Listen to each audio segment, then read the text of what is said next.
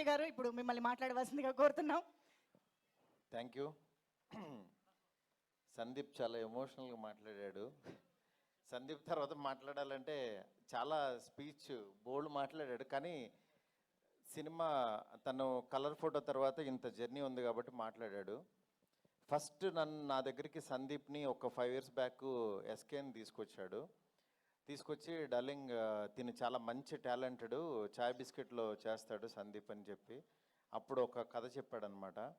అప్పటి నుంచి యాక్చువల్గా ఎస్కేఎన్తో ట్రావెల్ అవుతూనే ఉన్నాడు. ఎస్కేఎన్ కూడా చాలా బాగా చూసుకున్నాడు దాన్ని.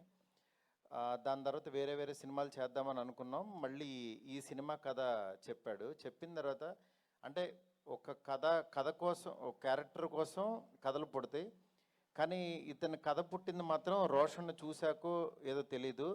బిగినింగ్ నుంచి రోషన్తో చేయాలి, రోషన్నే నాకు కనిపిస్తున్నాడని చెప్పేవాడు. నిజంగా తను కథ ఈ రూపం తీసుకుని ఇక్కడ దాకా తీసుకొచ్చాడు. నిజంగా తన సంకల్పం చాలా గొప్పది, చాలా మంచి పాజిటివ్ పర్సను. కానీ రీసెంట్గా చిన్న వాటికి ఫస్ట్రేట్ అయిపోతున్నాడు. తమ్ముడు ఎందుకు తమ్ముడు నీకు అంత ఆవేశం? ఏదున్నా సరే సోషల్ మీడియా ఉందని అందరిలాగా నువ్వు కూడా ట్విట్టర్లో ఎందుకు ట్వీట్లు వేసేయటం?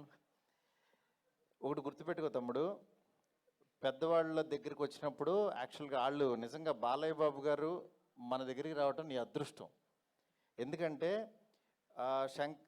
ఆయన రాబట్టి యాక్చువల్గా నీ మోగ్లీ సినిమా ఇంకా చాలామందికి తెలియని వాళ్ళకి కూడా తెలిసింది. లేకపోతే మన సినిమాకి కొంతమంది వరకు తెలిసేది, అంటే దాంతోపాటు వస్తుంది అని. అందువల్ల ఎందుకు ఈ మాట అన్నానంటే, శంకర్ దాదా ఎంబీబీఎస్తో పాటు ఆనంద్ సినిమా వచ్చింది. శంకర్ దాదా ఎంబీబీఎస్తో పాటు వచ్చింది కాబట్టి, చిరంజీవి గారిది వచ్చింది దాంతోపాటు వచ్చింది కాబట్టి చాలామందికి తెలిసింది. ఆ సినిమా చూశారు. ఇవాళ ఒక శేఖర్ కమలాన్ని ఒక మంచి డైరెక్టర్ని మనం ఇదయ్యాం. అలాగే నువ్వు కూడా బాలయ్య బాబు గారి బ్లెస్సింగ్స్తో నువ్వు ఎదగాలని కోరుకుంటున్నాను నేను. ఎందుకంటే ఎప్పుడు మనం నెగిటివ్ ఉండొద్దు. ఎందుకంటే ఒక పని జరిగిందంటే మేబీ ఈ డేట్ నీకు 13 రావటం మంచిదేమో, దాని గురించి మనం ఫస్ట్రేట్ అయిపోయి ట్వీట్లో వేసేసి కామెంట్స్ వేసేసి అవి వద్దు. ఎందుకంటే నువ్వు చాలా ఎదగలు తమ్ముడు. నువ్వు మాట్లాడుతుంటే వినబుద్ధి అవుతుంది. అందుకని ఈ మాట చెప్దాం అనుకున్నాను. ఎనీవే, మా పీపుల్స్ మీడియా సంస్థలో అన్ని రకాల సినిమాలు, అంటే ఒక పక్క నుంచి నాతో ఎంత పెద్ద సినిమా చేస్తున్నారో తెలుసు, అలాగే ఇలాగ మోగ్లీ ఇలాంటి మంచి సినిమాలు కూడా తీస్తున్నారు పక్క నుంచి. అంటే విశ్వ గారు బిగినింగ్ నుంచి కంటెంట్ కష్టపడే వ్యక్తిని మాత్రం ఆయన అసలు వదిలిపెట్టరు, అలాగే ఎంకరేజ్ చేస్తున్నారు. మీలో కూడా మంచి టాలెంట్ ఉంటే విశ్వ గారిని మీట్ అవ్వచ్చు. ఎందుకంటే ఆయనకు అసలు అవసరమే లేదు సినిమాలు తీయాల్సిన అవసరం, కానీ నిజంగా ఇండస్ట్రీకి ఏదో రుణపడి ఉన్నట్టే ఆయన వచ్చి ఇక్కడ ఒకటి ఆడినా ఒకటి ఆడకపోయినా సరే కంటిన్యూగా ఈ ఇండస్ట్రీని ఎంత పోషిస్తున్నారో నాకు తెలుసు లిటరల్గా. నిజంగా అలాంటి వ్యక్తిని మనం దూరం చేసుకోకూడదు. ఈ సినిమా ద్వారా ఇంకా పెద్ద సక్సెస్ ఇచ్చి పీపుల్స్ మీడియా సంస్థలో ప్రతి సంవత్సరం ఇలాంటి మోగ్లీలు ఎన్నో రావాలని చెప్పి మనస్ఫూర్తి కోరుకుంటున్నాను.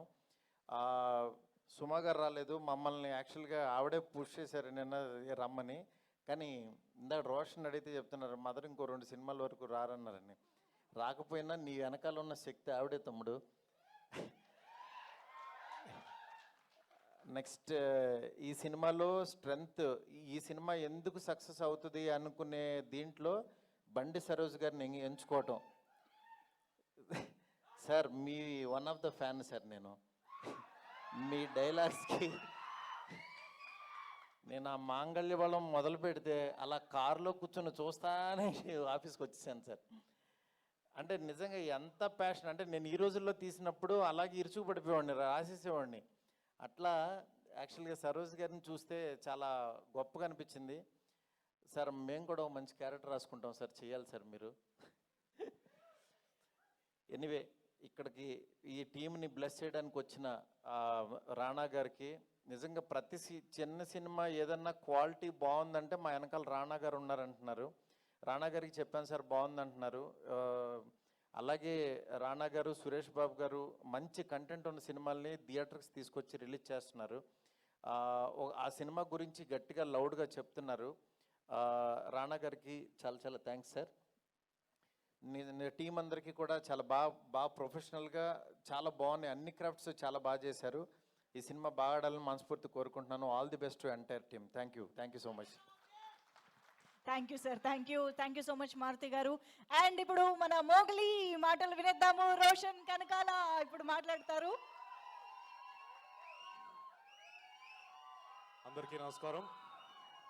ముందుగా ఇక్కడికి విచ్చేసిన మీడియా మిత్రులందరికీ నా హృదయపూర్వక నమస్కారాలు. అండ్ నాలాగా సినిమాని అభిమానించే, ప్రేమించే ప్రతి ప్రేక్షక దేవుడికి నా శిరస్సు వంచి నమస్కరిస్తున్నాను నేను. సో ఇప్పుడు